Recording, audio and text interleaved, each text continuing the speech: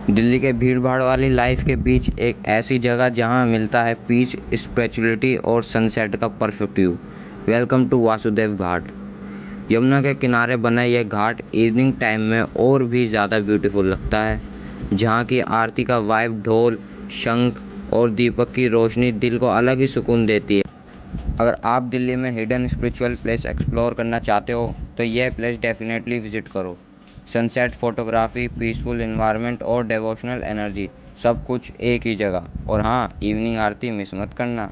यह एक्सपीरियंस कैमरे से ज़्यादा दिल में कैप्चर होता है।